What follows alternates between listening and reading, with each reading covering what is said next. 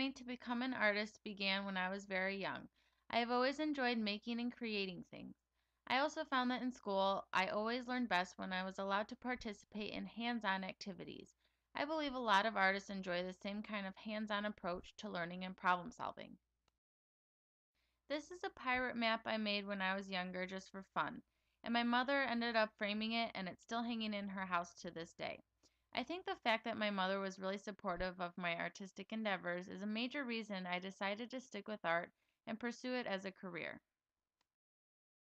I also made clay figurines when I was younger. I've always had an interest in animals, as you can see from this dog and bear. These are examples of me making art for myself. However, like most children, I would also make things for my parents. Here is a tulip I made for my mother, and because my dad is a carpenter, I made him a little hammer figurine. Here is a figurine of a character from a video game I used to play when I was younger. The ears fell off, but you get the idea. However, this is a great example of how visual and pop culture can influence children's artwork. When I was in high school, my friends and I would make collaborative drawings.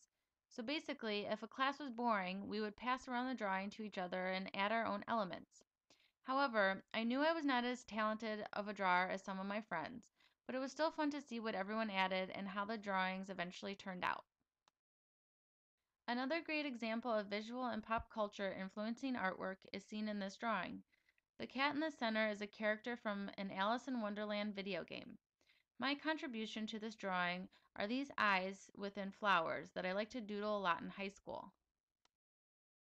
Another major reason I decided to pursue a career in art education is because of some journals I had written when I was in second grade. One of the questions I had to respond to in my journal is what I would do differently if I were principal for a day. I said that I would make up more art projects, and this was the moment that I decided I wanted to be an art teacher.